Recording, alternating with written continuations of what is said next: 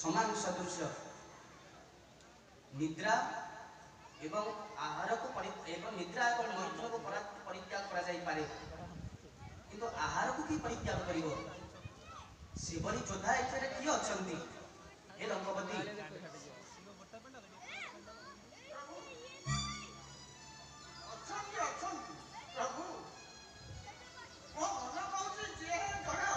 लंकपति की अछंती लंकपति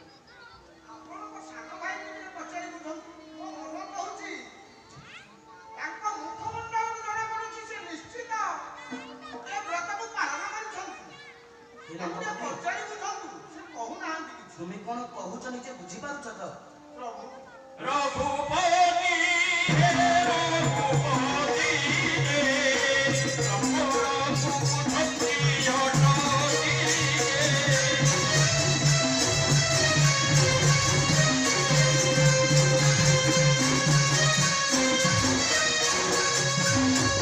लंकपति मोर सांज लक्षण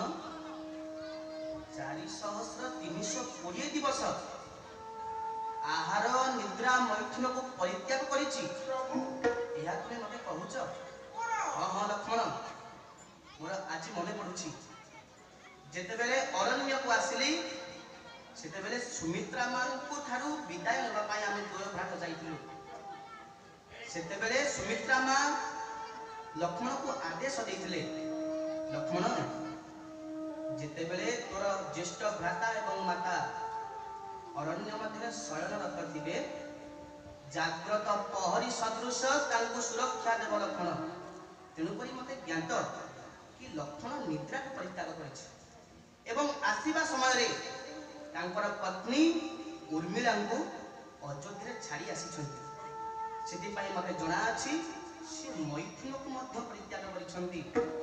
ହେଲେ ଆହାର ନା ଲଙ୍କପତି, ମତେ ବିଶ୍ୱାସ ହେଉନି ମୋର ସାନୁଜ ଲକ୍ଷ୍ମଣ ଏ ବ୍ରତକୁ ପାଳନ କରିଥିବ। ଠିକ ଅଛି ଲଙ୍କପତି, ତୁମେ କହିବା ଅନୁସାରେ ମୋର ସାନୁଜ ଲକ୍ଷ୍ମଣକୁ ପଚାରୁଛି। ଲକ୍ଷ୍ମଣ ମୋର ସମ୍ମୁଖକୁ ଆସ। ଲକ୍ଷ୍ମଣ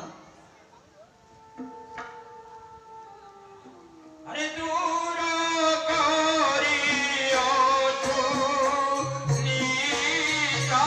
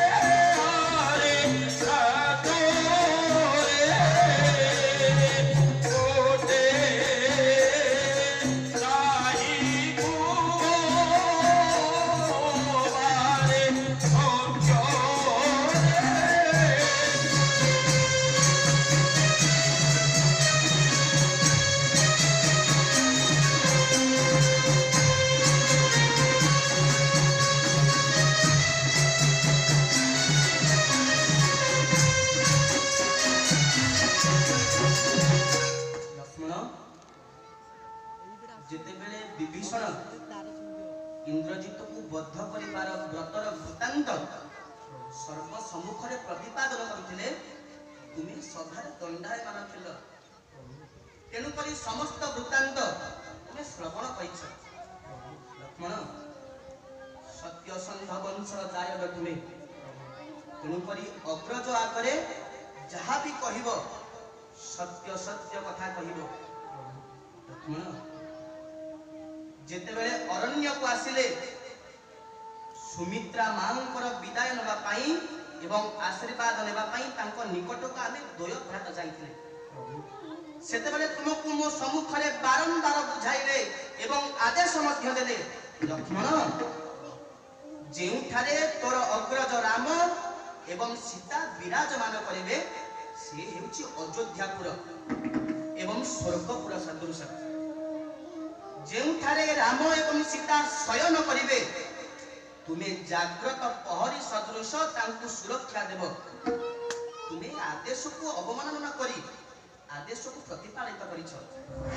ତେଣୁକରି ତୁମେ ନିଦ୍ରାକୁ ପରିତ୍ୟାଗ କରିଛ ବୋଲି ମୋତେ ଜଣା ଲକ୍ଷ୍ମଣ। ଏବଂ ଅଯୋଧ୍ୟାରୁ ଅରଣ୍ୟକୁ ଆସିବା ସମୟରେ ତୁମର ପତ୍ନୀ ଉର୍ମିଳାଙ୍କୁ ମଧ୍ୟ ତୁମେ ଅଯୋଧ୍ୟା କଟକରେ ଛାଡ଼ି ଆସିଛ। ତେଣୁକରି ତୁମେ ମୈଥୁନକୁ ପରିତ୍ୟାଗ କରିଛ ବୋଲି ରାମକୁ ଜଣା। ହେଲେ ଆହାର ତୁମେ କଣ ଆହାରକୁ ମଧ୍ୟ ପରିତ୍ୟାଗ କରିଛ ଲକ୍ଷ୍ମଣ? ଲକ୍ଷ୍ମଣ ବୋଇଲେ ଛୁଡ଼ ବ୍ରହ୍ମାଣ୍ଡ ଗୋସାଇଁ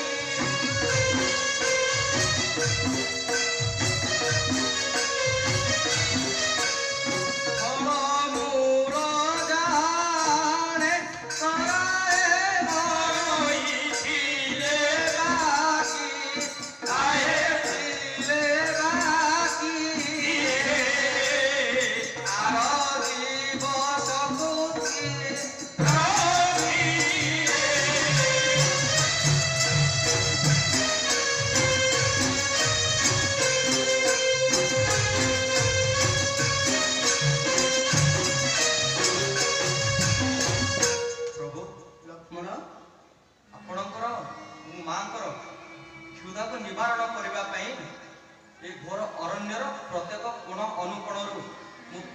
ସଂଗ୍ରହ କରି ଆଣେ। ଆଉ ପ୍ରଭୁ ଆପଣଙ୍କର ମଢ଼େଇକି ମୋତେ ଦିଅନ୍ତି।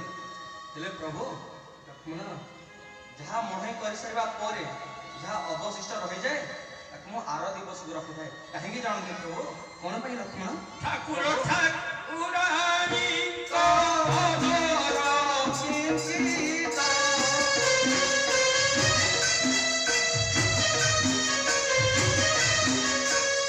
ଦିନେ ଆଜ୍ଞା ହୋଇନାହିଁ ବିଚାରନ୍ତୁ ଚିତ୍ତ କେବେ କହି ଆରୋଧିଲେ ମାଗିଏ ଆରୋଧି ମୋଟ କୁଟାଏ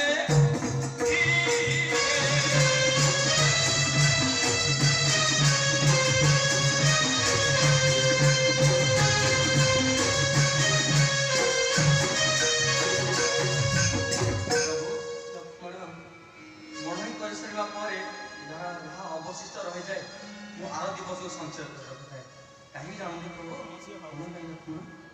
ଯଦି ଆର ଦିବସରେ ଏ ଅରଣ୍ୟରେ ଫଳ ବା ମୂଳ ନ ମିଳେ ସେଥିପାଇଁ ସେହା ଭାବି ମୁଁ ସଞ୍ଚୟ କରି ରଖିଥାଏ। ହେଲେ ପ୍ରଭୁ ଆପଣ ଖାଦ୍ୟକୁ ପାନ କରୁଥିବା ସମୟରେ ଏ ଲକ୍ଷ୍ମଣ ଏ ଦ୍ୱାରଦେଶ ନିକଟରେ ଦଣ୍ଡାୟମାନ ରହିଥାଏ। କିପରି ଜାଣନ୍ତି ପ୍ରଭୁ?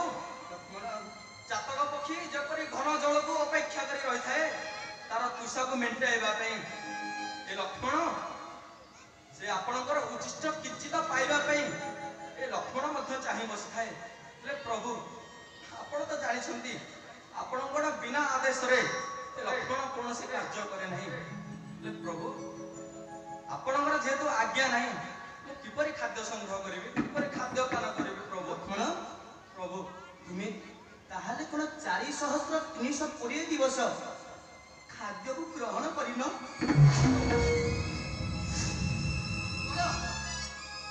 ତୁମେ କଣ ସତ୍ୟ କହୁଛ ଲକ୍ଷ୍ମଣ? ଜ୍ୟେଷ୍ଠ ଭ୍ରାତାର ଆଖିକୁ ଆଖି ମିଳାଅ ଲକ୍ଷ୍ମଣ।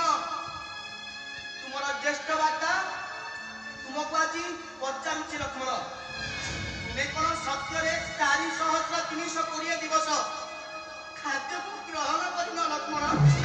କୁହ କୁହ ଲକ୍ଷ୍ମଣ।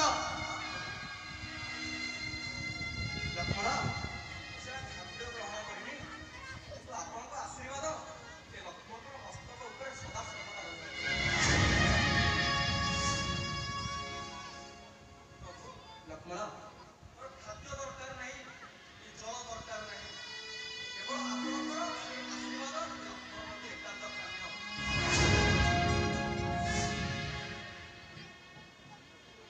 ପ୍ରଭୁ ଲକ୍ଷ୍ମଣ ମୁଁ ଯୁଗ ଯୁଗ ଧରି ବିନା ଖାଦ୍ୟରେ ମଧ୍ୟ ଏ ଲକ୍ଷ୍ମଣ ବଞ୍ଚିତ ହୋଇପାରେ।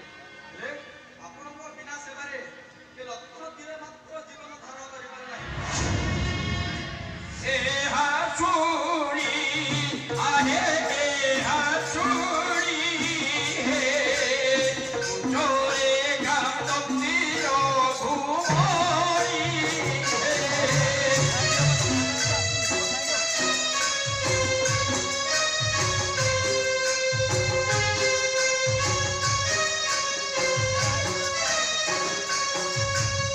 বিভীষণ পুত্রকে কহন্তি সীতাপতি।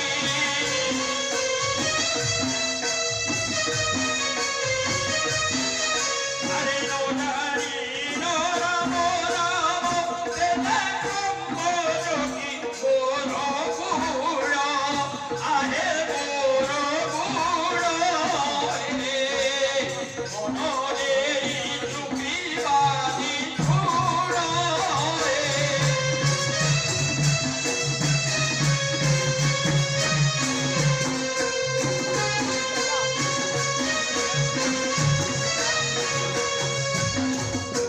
हे ଲଙ୍କପତି, हे କପି ସୈନ୍ୟ ମାନେ, ତୁମେ ଶୁଣୁଛ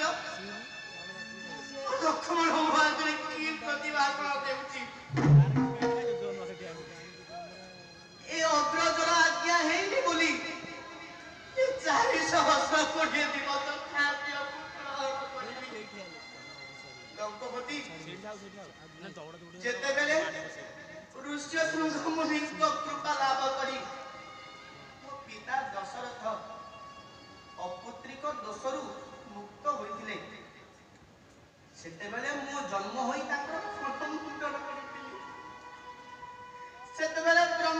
ସେମାନେ ମୋର ନାମକୁ ଦେଇଥିଲେ ରାମ ଏବଂ ସେତିକି ନୁହେଁ ରାମ ପଛରେ ଦୁଇଟି ଶବ୍ଦକୁ ସଂଯୋଗ କରିଥିଲେ କଣ ଜାଣ ରାମଚନ୍ଦ୍ର ଏବଂ ରାମଭଦ୍ର କାହିଁକି ଜାଣ ଯେମିତି ଗଗନ ମାର୍ଗରେ ସୁଶୀତଳ ଚନ୍ଦ୍ର ଏ ପୃଥିବୀବାସୀକୁ ଶୀତଳତା ପ୍ରଦାନ କରି ଆନନ୍ଦିତ ପ୍ରଦାନ କରେ ସେମିତି ମୁଁ ରାମଚନ୍ଦ୍ର ବୋଲି ସମସ୍ତଙ୍କୁ ଆନନ୍ଦ ପ୍ରଦାନ କରିବି ଗଙ୍ଗବତୀ ବିପରୀତ ହୋଇଗଲା ଧିକ୍କାର ଲାଗୁଛି ଏ ଜ୍ୟେଷ୍ଠ ଭ୍ରାତା ରାମକୁ ଆଜି ଯିଏକି ନିଜର କନିଷ୍ଠ ଭ୍ରାତା ଖାଇଛି କି ନାହିଁ ତାହା ପଚାରିବା ପାଇଁ ସମର୍ଥ ହେଲାନି ଏବଂ ଆଜ୍ଞା ମଧ୍ୟ ଦେଲାନି ଜାଣ ଲଙ୍କପତି ହେ କପି ସୈନ୍ୟମାନେ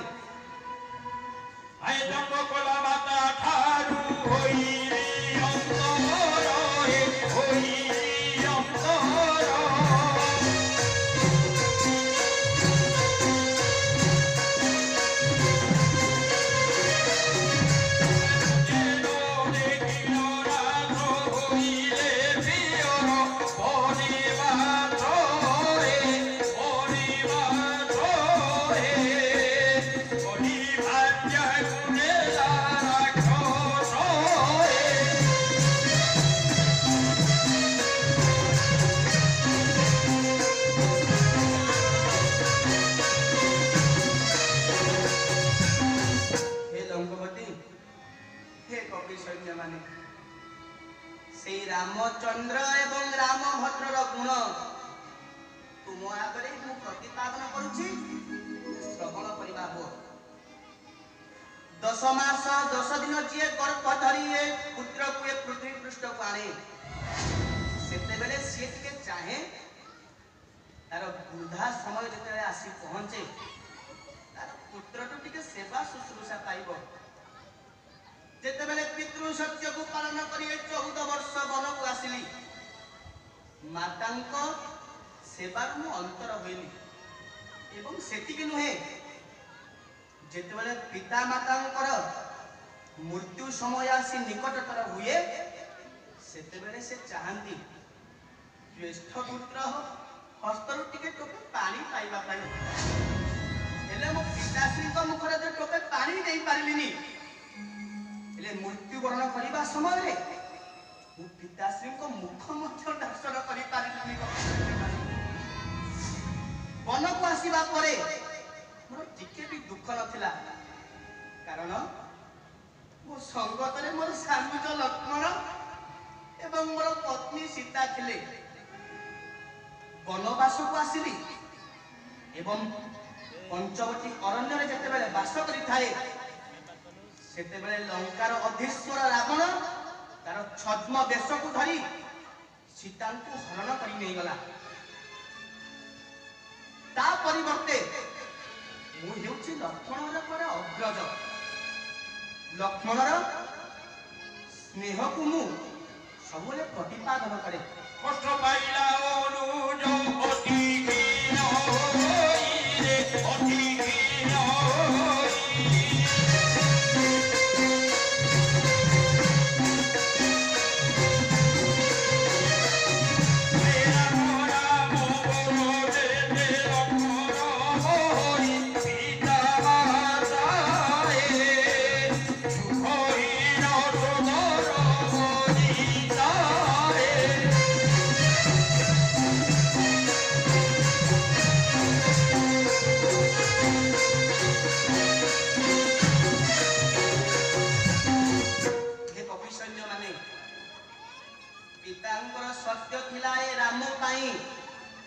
ରାମ 14 ବର୍ଷ କଣ୍ଟକିତର ପଥିକର ପଥିକ ହେବ କିନ୍ତୁ ସ୍ନେହବଶତଃ ମୋର କଷ୍ଟରୁ ଅଧିକ ଭାଗ ନେବା ପାଇଁ ଲକ୍ଷ୍ମଣ ହସି ହସି ଅରଣ୍ୟକୁ ଆସିଲା କାରଣ କଣ ଜାଣ ଅଗ୍ରଜ ଠାରୁ ସ୍ନେହ ପାଇବା ପାଇଁ ତେଣୁକରି ଏ ଅଗ୍ରଜ ତାକୁ ସ୍ନେହ ଦେଇଛି ଆଜି ଏମିତି ସ୍ନେହ ଦେଇଛି ଯେ ଲକ୍ଷ୍ମଣ 4,320 दिवस खाद्य को ग्रहण करिछि कि नाही ए भक्तभागा अग्रज जानिबा पई असमर्थ होई गला।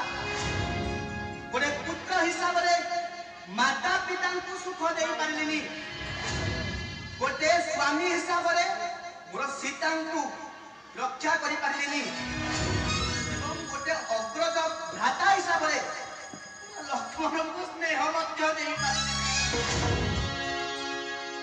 लक्ष्मण मो कष्ट को तुल्य करिबा पाई तुम्हें आज उपास रही गल कहीं लक्ष्मण? अरे इंद्रजित बद्ध न हेउ, सीता लंकापुर मुक्त न हेउ, तुम्हें थिलो ए रामर पिंड सदृश लक्ष्मण। ए राम जे शरीर हुए तुम्हें दिल आत्मा सदृश। आदि जेतेले तुम्हें खाद्य को ग्रहण करिन ए राम से कथा को श्रवण करिबा समय रे ए रामर मस्तक पूर्ण मान हे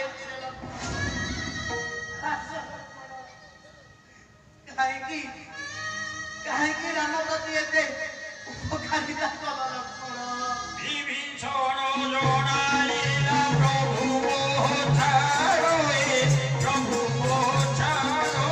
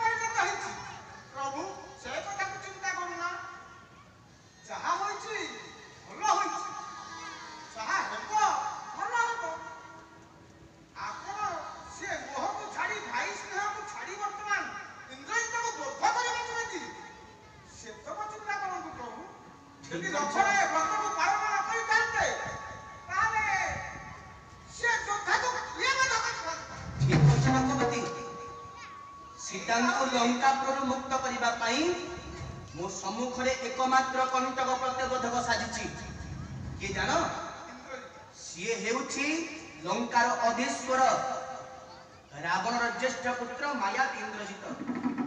तुम कहिबा अनुसारे मु मध्य भाबुछि लक्ष्मण जदि मोर ए व्रत को पालन करि थांदा ताले इंद्रजित को व्रत करता के अरे मु सीता को मुक्त करिबा पाई ए सब आग्रह थांदा लागु प्रभु ए कथा को चिंता कर ये होछि विधाता का लक्षण एपरि व्रत को के पालन करिवो जदि विधाता लेखि देछि वर्तमान लक्षण को हाते इंद्रजित करिवो से व्रत को से निश्चित पालन करिवो।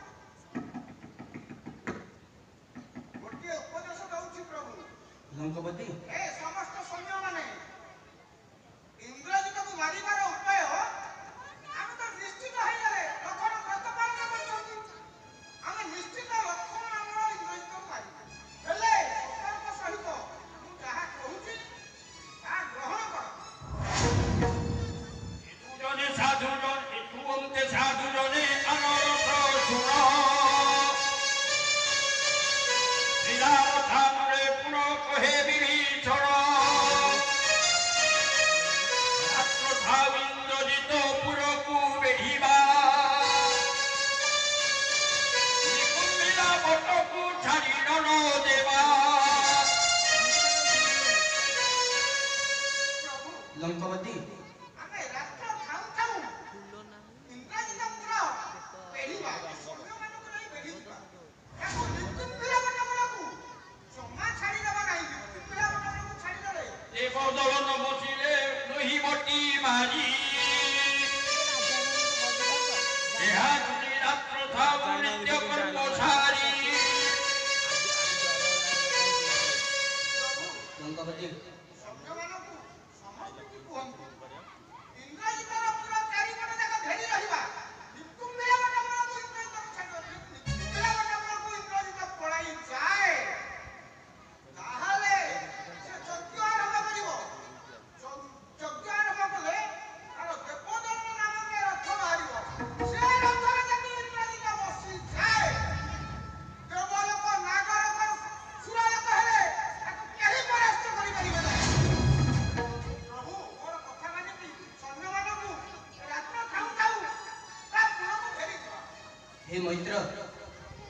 କପି ସୈନ୍ୟମାନେ ଲଙ୍କପତିଙ୍କର ବାର୍ତ୍ତାକୁ ତୁମେ ଶ୍ରବଣ କଲ। ତେଣୁକରି ଲଙ୍କପତିଙ୍କ କହିବା ଅନୁସାରେ ସ୍ନାନାଦି କର୍ମ ସମସ୍ତ ସମାପନ କରି ଯଥାଶୀଘ୍ର ରଣାଙ୍ଗନକୁ ଇନ୍ଦ୍ରଜିତକୁ ଯୁଦ୍ଧ ପାଇଁ ଆହ୍ୱାନ କରିବା ପାଇଁ ପଡ଼ିବ। ଦେବଦଳ ଦିବସରେ ରହିବେଟି ମାରି ଏହା ଶୁଣି ରାତ୍ର ଥାଉ ନିତ୍ୟ କର୍ମ ସାରି ମିତ୍ରାନନ୍ଦନରେ ଉଭାରି ଧନୁର୍ବାଣ ମଙ୍ଗଳାଚରଣ କଲେ ଜାମ୍ବବ ସୁଚେଣ।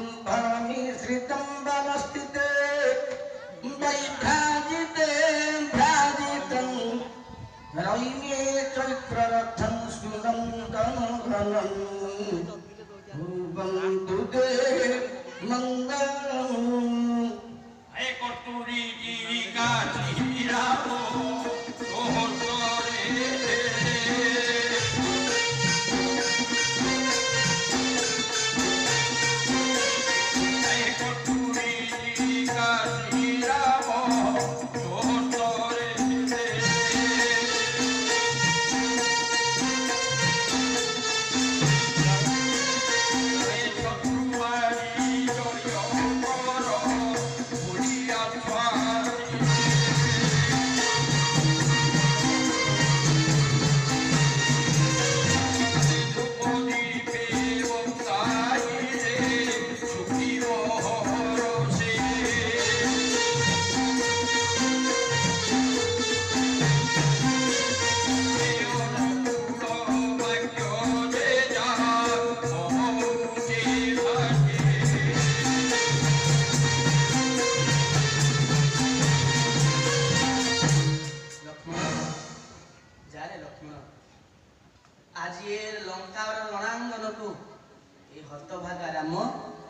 ତତେ ସେନାପତି ବେଶରେ ଦର୍ଶାଇ ଦଉଛି। ଏହି ସମୟରେ ଆମେ ଠାକୁରଙ୍କୁ ବିଦାୟ ଦିଅନ୍ତୁ। ଏ ହେଉଛି ଶୁଭ ମୁହୂର୍ତ୍ତ ପ୍ରଭୁ। ଲକ୍ଷ୍ମଣ ଯାଅ, ଯିବା ସମୟରେ ଏ ରାମର ଆଶୀର୍ବାଦ ତୁମ ମସ୍ତକରେ ଅଛି। ଲକ୍ଷ୍ମଣ ଯିବା ପୂର୍ବରୁ ତୁମକୁ ମୁଁ ସ୍ୱହସ୍ତରେ କସ୍ତୁରୀ ଟୀକାକୁ ମଧ୍ୟ ପ୍ରଦାନ କରୁଛି। ଯାଉ ଲକ୍ଷ୍ମଣ, ଏ ସଂସାରରେ ଏମିତି କୌଣସି ଶକ୍ତି ତୁମକୁ ପରାସ୍ତ ନ କରିପାରୁ, ଏ ଆଶୀର୍ବାଦ ତୁମ ମସ୍ତକରେ ମୋର ସଦା ସର୍ବଦା ରହିଛି। ଲକ୍ଷ୍ମଣ, ଲଙ୍କାର ରଣାଙ୍ଗନରେ ରାବଣର ଜ୍ୟେଷ୍ଠ ପୁତ୍ର ଇନ୍ଦ୍ରଜିତ ହେଉଛି ଅତ୍ୟନ୍ତ ମାୟାବୀ।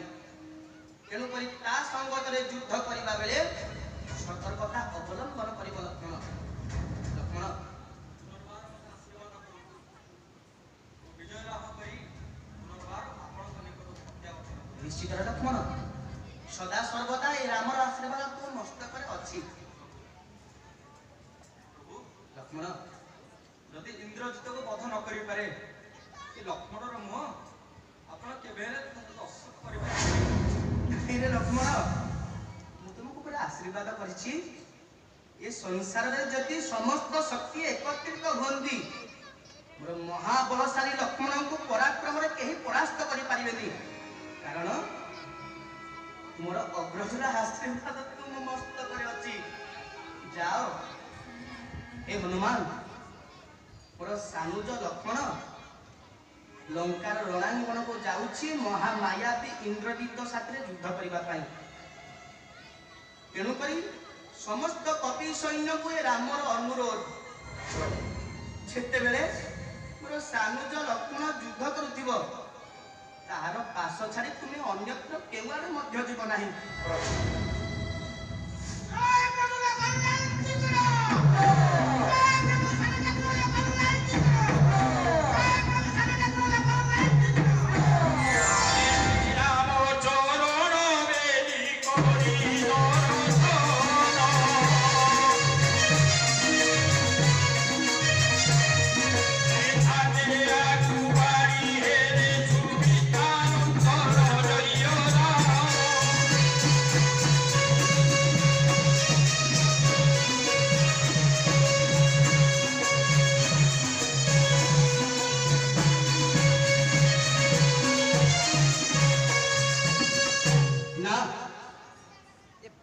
ଯେତେବେଳେ ଲକ୍ଷ୍ମଣ ମୋର ଆଶୀର୍ବାଦ ନେଇ ଲଙ୍କାର ରଣାଙ୍ଗନକୁ ଯାତ୍ରା କଲା, ସେତେବେଳେ ସମସ୍ତ କପି ସୈନ୍ୟମାନଙ୍କୁ ମୁଁ କହିଲି, ଏ କପି ସୈନ୍ୟମାନେ ଯେତେବେଳେ ଲକ୍ଷ୍ମଣ ମାୟାବୀ ଇନ୍ଦ୍ରଜିତ ସାଥିରେ ଯୁଦ୍ଧ କରୁଥିବ, ସେତେବେଳେ ଲକ୍ଷ୍ମଣ ପାଶକୁ ଛାଡ଼ି ତୁମେ ଅନ୍ୟତ୍ର କେଉଁଆଡ଼େ ଯିବ ନାହିଁ। ଏହା କହିସାରିବା ପରେ ମୋର ମନ ଅସ୍ଥିରିତ ହେବାରେ ଲାଗୁଛି, ମୋର ମନ ବ୍ୟାକୁଳିତ ହେବାରେ ଲାଗିଛି। ନା, ମୁଁ ମଧ୍ୟ ରଣାଙ୍ଗନକୁ ଯାତ୍ରା କରିବି। ଯେତେ ବାଧା ବିଘ୍ନ ଆସିଲେ ମଧ୍ୟ ମୁଁ ଲକ୍ଷ୍ମଣକୁ ଏକା କେବେ ରଣାଙ୍ଗନକୁ ଛାଡ଼ିବିନି। ମୁଁ ରଣାଙ୍ଗନକୁ ଏବେ ଯାତ୍ରା କରିବି। ଶ୍ରୀରାମ ଚରଣରେ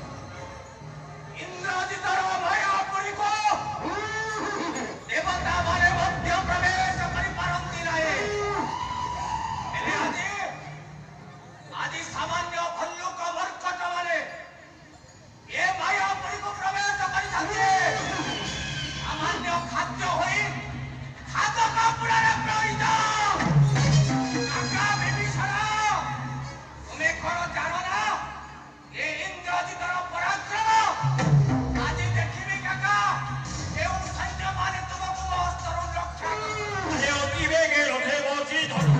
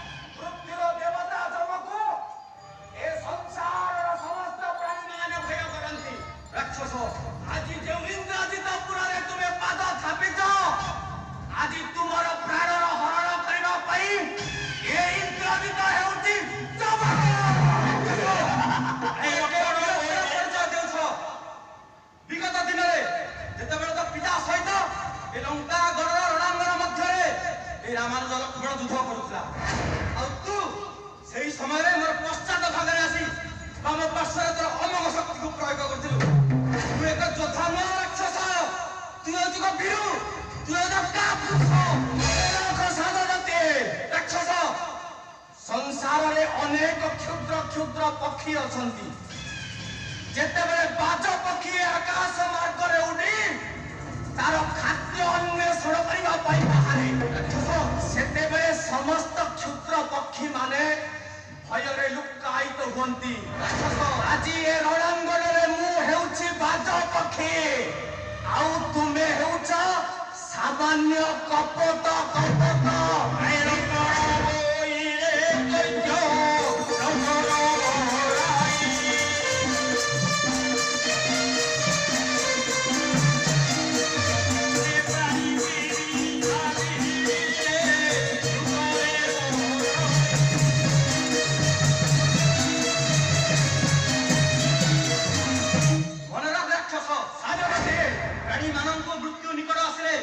ଅନେକ ବିପଦ ମଧ୍ୟ ଆସେ।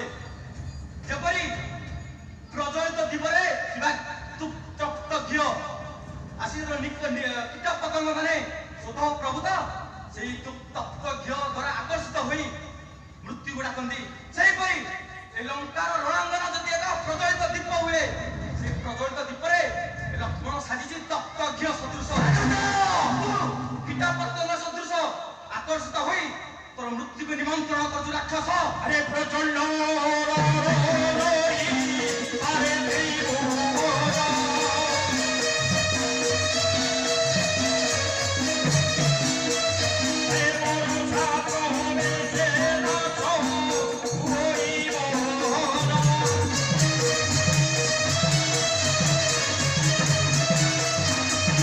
ରାକ୍ଷସ ସାନଦତ୍ତେ ଆଉ ଗୋଟେ କଥା ବି ମନେ ରଖ ରାକ୍ଷସ। ଯେପରି ପ୍ରଚଣ୍ଡ ଅଗ୍ନି ଶିଖା ଦ୍ୱାରା ଏ ସାରା ସଂସାର ଦହନ ହୋଇଯାଏ, ହେଲେ ଯଦି ସେଇ କ୍ଷଣକ ମଧ୍ୟରେ ଆକାଶ ମଣ୍ଡଳରୁ ବର୍ଷା ଜଳ ପତିତ ହୁଏ ଆଉ ସେଇ ଅଗ୍ନି ଶିଖାକୁ ଦମନ କରିବା ପାଇଁ ନିର୍ବାପିତ କରିବା ପାଇଁ ସେ ବର୍ଷା ଜଳକୁ କ୍ଷଣ ମାତ୍ର ସମୟ ଲାଗେ।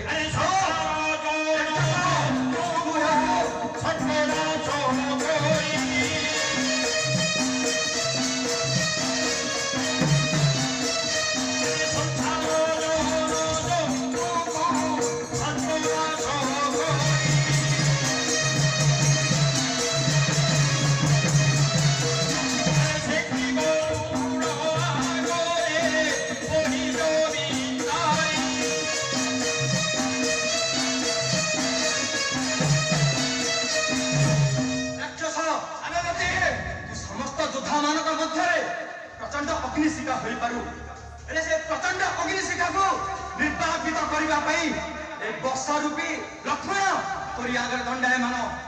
ଆଉ ଏକ ରାକ୍ଷସ ସର୍ପମାନଙ୍କୁ ଏ ଜୀବଜନ୍ତୁ ମାନେ ଭୟଭୀତ କରନ୍ତି, ହେଲେ ସର୍ପ କେବେ ଦେଖିଛୁ ଗରୁଡ଼ ଆଗରେ ତାର ପରିଚୟକୁ ବିସ୍ତାର କରିବାର?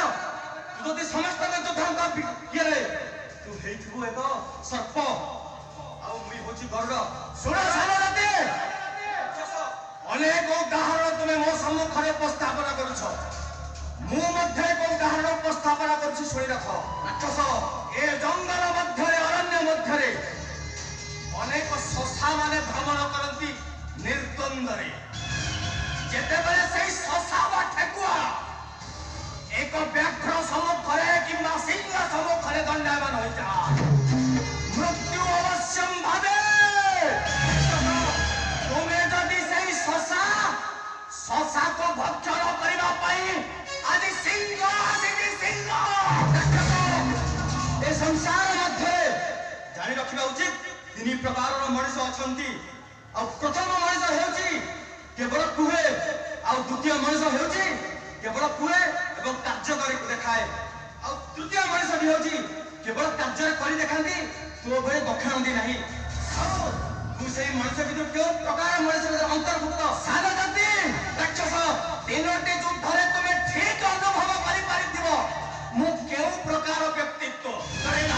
ରାକ୍ଷସ আরে তোর ব্রত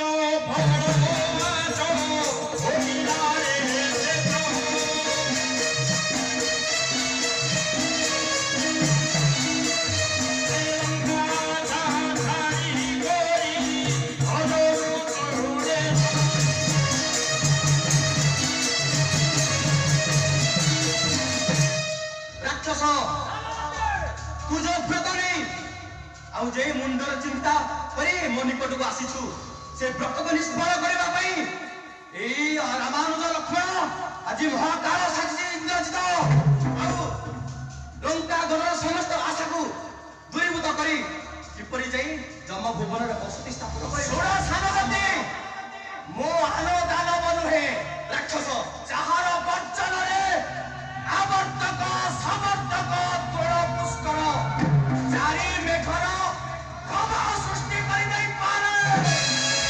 ମୋତେ ସାମାନ୍ୟ ଭାବନା ସାନଦତ୍ତେ, ଏବେ ଯଦି ଜୀବନକୁ ତେଳେ ମାତ୍ର ଲୋଭ ଥାଏ, ରଣାଙ୍ଗନ ଛାଡ଼ି ଅଗ୍ରଜ ରାମ ନିକଟକୁ ଚାଲିଯାଅ। ରାକ୍ଷସ, ଜାଣିଛୁ ମୋ ପ୍ରଭୁଙ୍କର ଆଶୀର୍ବାଦ ରୂପକ ଶକ୍ତିକୁ ନେଇ ଏ ରାମାନୁଜ ଲକ୍ଷ୍ମଣ ଆଜି ତୋ ଆଗରେ ଦଣ୍ଡାୟମାନ। ଦେଖିବି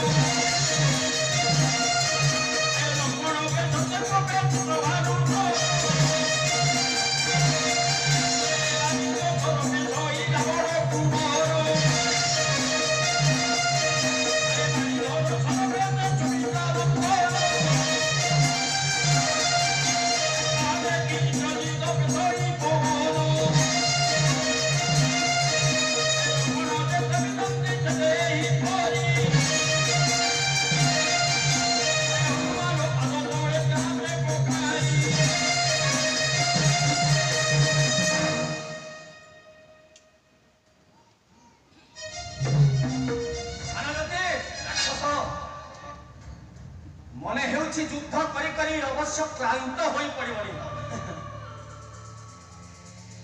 ତୁମ ସମ୍ମୁଖରେ ରାବଣର ଜ୍ୟେଷ୍ଠ ପୁତ୍ର ଇନ୍ଦ୍ରଜିତ ଦଣ୍ଡାୟମାନ। କାହିଁକି ବାର୍ତ୍ତାଳାପ କରୁଛ ରାକ୍ଷସ? ଆସ ଯୁଦ୍ଧ କର। ଆଏ ହନୁମାନ ପର୍ବତେ କଟଲାରେ ପକାଇ ଆଏ ହନୁମାନ ପର୍ବତେ କଟଲାରେ ପକାଇ ଆଏ କି ସରିତ ରସୁବେ ଗେଡେ ଆଏ ଉକାର ପରିବିଧାରେ ମାରି ହନୁମାନ ଆଏ ବଢାଇ ବଢାଇ ରାବଣର ସୁତ ସୈନ୍ୟ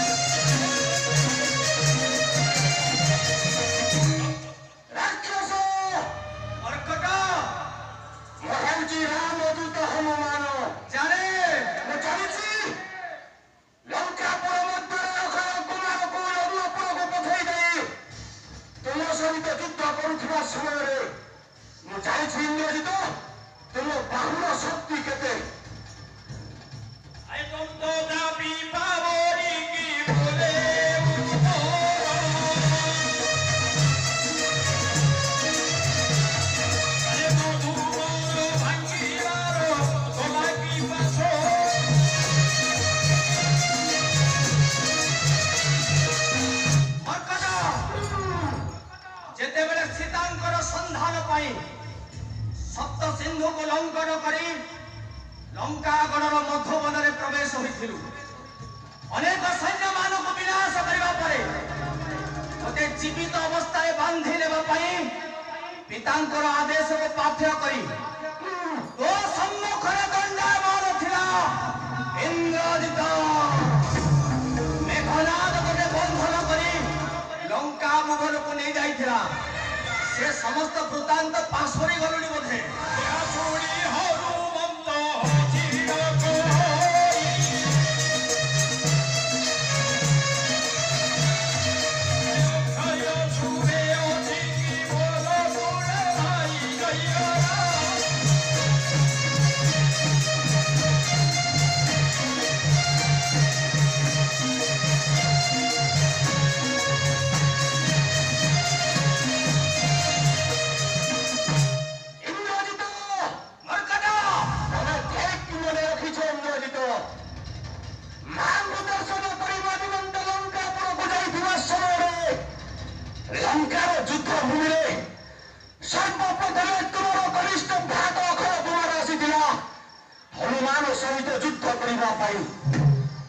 ତୁମେ ତ ଭଲ ଭାବରେ ଜାଣିଥିବ ସେଇ ଯୁଦ୍ଧ ଭୂମିରେ ଏ ରାମ ଦୂତ ହନୁମାନ ତୁମର କନିଷ୍ଠ ଭ୍ରାତ ଅକ୍ଷୟ କୁମାରକୁ ଜମାପୁରକୁ ପଠାଇ ଦେଇଛି। ତତ୍ସହିତ ତୁମେ ଆସିଥିବ ମୋ ସହିତ ଯୁଦ୍ଧ କରିବା ପାଇଁ। ନାଲଭାସ ବନ୍ଧନରେ ବନ୍ଧନ କରି ତୁମର ପିତା ପାପାଚାରୀ ଦେବକଣ୍ଠ ବରାବର ନିକଟକୁ ନେଇଯାଇଥିଲ। ଆଉ ଠିକ ସେଇ ସମୟରେ ମୋ ଲାଙ୍ଗୁଡ଼ର ଅଗ୍ନିକୁ ସଂଯୋଗ କରିଥିଲ। ଏ ସ୍ୱର୍ଣ୍ଣମୟୀ ଲଙ୍କାପୁରକୁ ମୋର ପ୍ରଭୁର ନାମକୁ ସ୍ମରଣ କରି କ୍ଷଣମାତ୍ରକ ମଧ୍ୟରେ ଧୂଳିସାତ କରିଯାଇଥିଲି। ଅପେକ୍ଷା କର ଇନ୍ଦ୍ରଜିତ, ଆଗ ଯୁଦ୍ଧ ତୁମେ ନିଶ୍ଚିତ ଭାବରେ ଜନପୁରକୁ ଯିବ। ତୁମେ ହେଉଛ ଖାଦ୍ୟ, ମୁଁ ହେଉଛି ଖାଦକ। ଖାଦକ ସମ୍ମୁଖରେ ଦଣ୍ଡାୟମାନ ହୋଇ ଏତେ ବଡ଼ ଆସ୍ପର୍ଦ୍ଧା।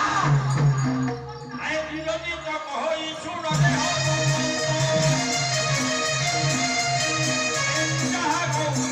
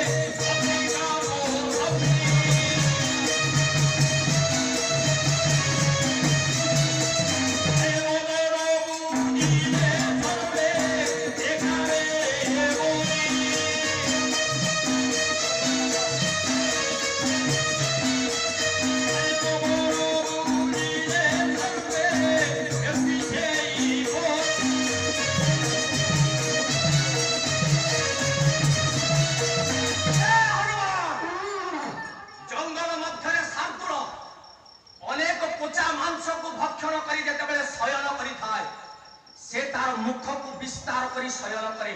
ଏହା ହେଉଛି ତାର ପ୍ରବୃତ୍ତି।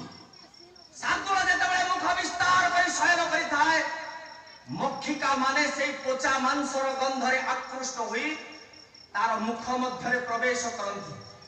ଆଉ କ୍ଷଣ ମାତ୍ରକ ମଧ୍ୟରେ ଯେତେବେଳେ ଶାର୍ଦୁଳ ତାର ମୁଖକୁ ବନ୍ଦ କରିଦିଏ, ସେତେବେଳେ ସମସ୍ତ ମକ୍ଷିକା ଏକା ସଙ୍ଗରେ ପ୍ରାଣ ବିନାଶ ହୁଅନ୍ତି। ସେହିପରି ହନୁମାନ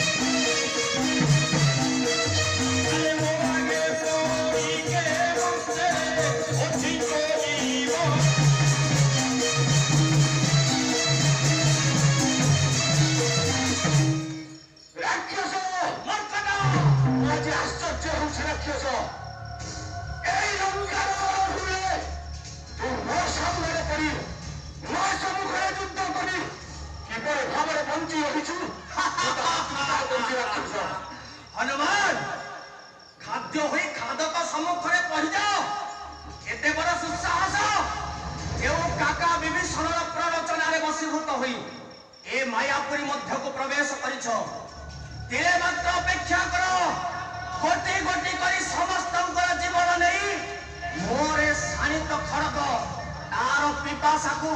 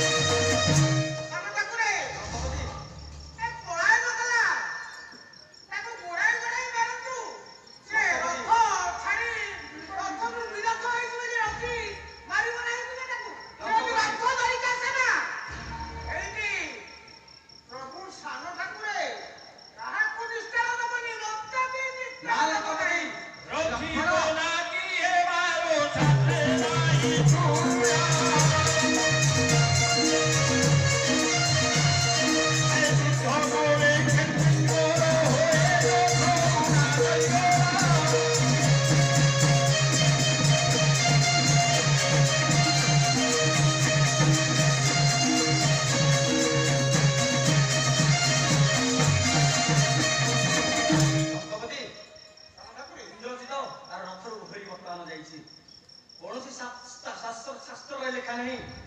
ରଥରୁ ଓହରି ସାରିବା ପରେ ତା ସହ ଯୁଦ୍ଧ କରିବା ଉଚିତ ବୋଲି। ଓହୋ, ତମେ ଶାସ୍ତ୍ରକୁ ଧରିଛ ନାଇଁ? ଟଙ୍କପତି ଶୁଣ ସାନ ଠାକୁରେ, ସେ ମହାମାୟାବୀ, ସିଏ ତମକୁ ପଛ ଆଡୁ ସଣମୁକ୍ତ କରିଦେଲା। ଟଙ୍କପତି ତମେ ତା ବାପା ସହିତ ଯୁଦ୍ଧ କରୁଥିଲ, ସେ କଥା ମନେ ଅଛି ତ? ଟଙ୍କପତି ସେଇଟା କୋଉ ଶାସ୍ତ୍ରରେ ଥିଲା? ଆଜି ଏ ଲକ୍ଷ୍ମଣ ତାର ପ୍ରଭୁଙ୍କ ନିକଟରେ ଦୃଢ ପ୍ରତିଜ୍ଞା କରି ଆସିଛି। ଯେତେ ବଡ଼ ମାୟା ବିସ୍ତାର କଲେ ମଧ୍ୟ ଏ ଲକ୍ଷ୍ମଣ ହସ୍ତରୁ ତାର ଆଜି ନିସ୍ତାର ଆରେ ହୁଏନି। ସାନ ଠାକୁରେ, ଗୋଡ଼ାଇ ଗୋଡ଼ାଇ ମାରନ୍ତୁ, ଗୋଡ଼ାଇ ଗୋଡ଼ାଇ ମାର।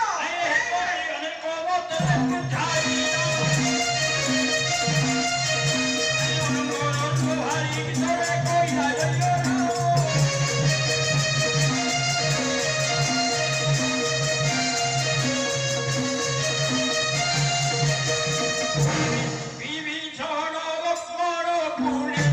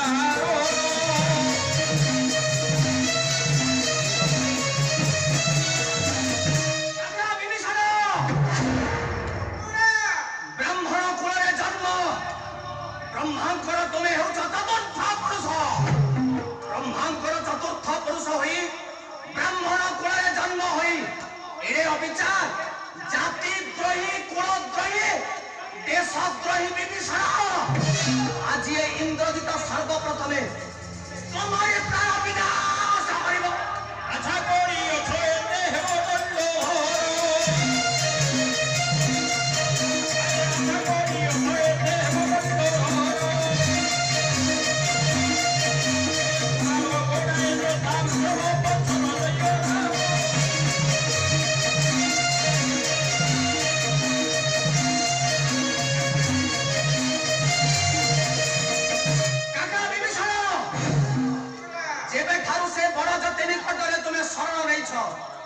শুনেছি সে তোমার শিরে শাড়ি প্রদান করেছি স্বর্ণ প্রসূ লঙ্কা কটকর অধীশ্বর করে আজি এহিঠারে তোমাকে যম ভুবনকু পেশি দেবে তুমি ঠিক লঙ্কা ভুবনর ঐশ্বর্যকু উপভোগ করিব গাগা বিভীষণ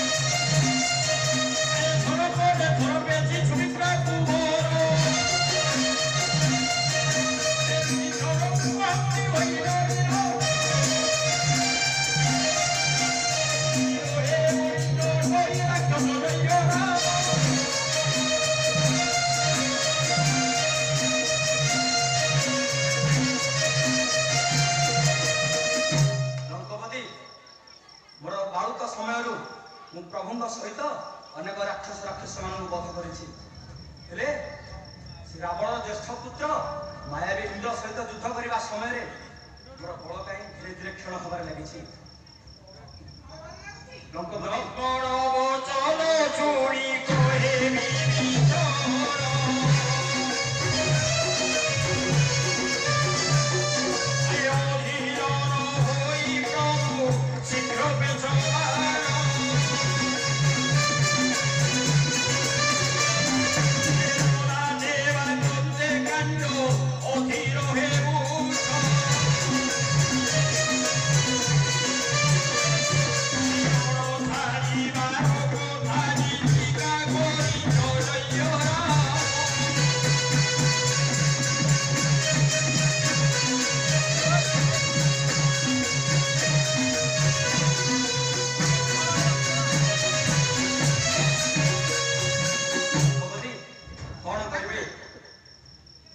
ରାବଣର ଜ୍ୟେଷ୍ଠ ପୁତ୍ର ଇନ୍ଦ୍ରଜିତକୁ ମାରିବା ମୋ ପକ୍ଷେ ଅସମ୍ଭବ ହେଇ ପଡୁଛି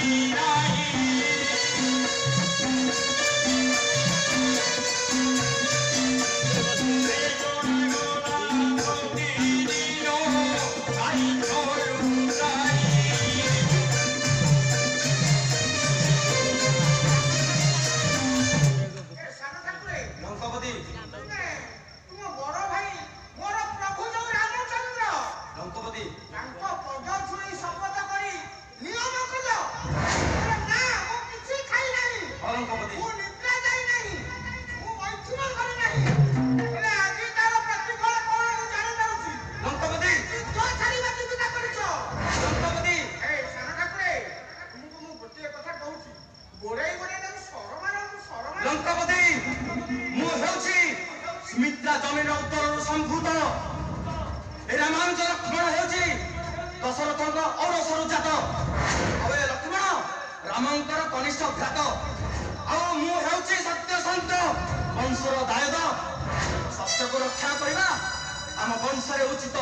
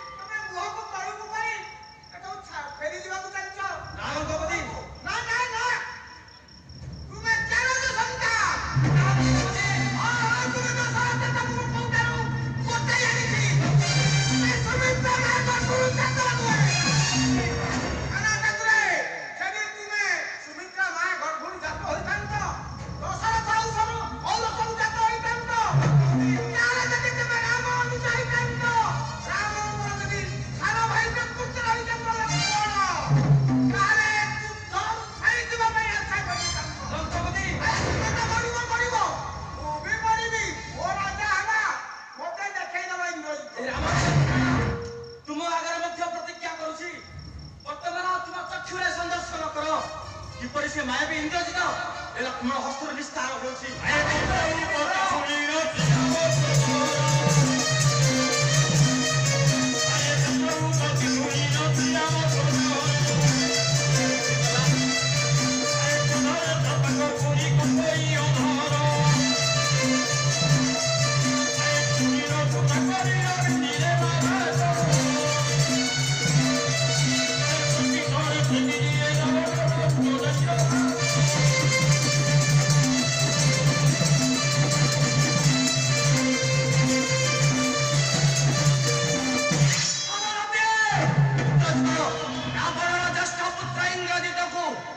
ଯୁଦ୍ଧ କରିବା ପାଇଁ ଆସିବା ପୂର୍ବରୁ ସମସ୍ତ ମନ୍ତ୍ରଣା ଶିବିରରେ କରିନେଇ ଆସିବାର ଆବଶ୍ୟକତା ଥିଲା।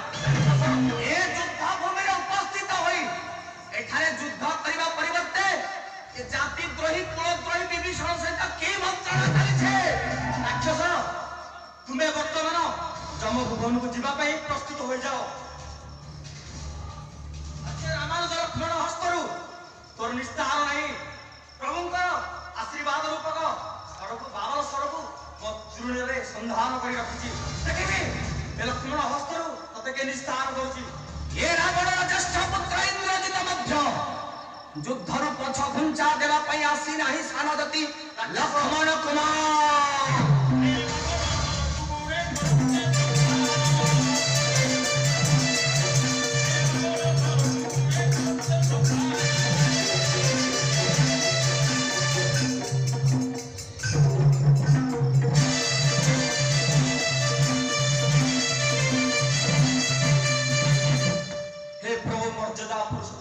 ରାମଚନ୍ଦ୍ର, ତୁମର ଆଶୀର୍ବାଦକୁ ନେଇ এই বাবার স্বরূপ সংগ্রহ করেছি।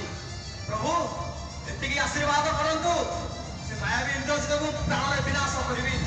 ପ୍ରଭୁ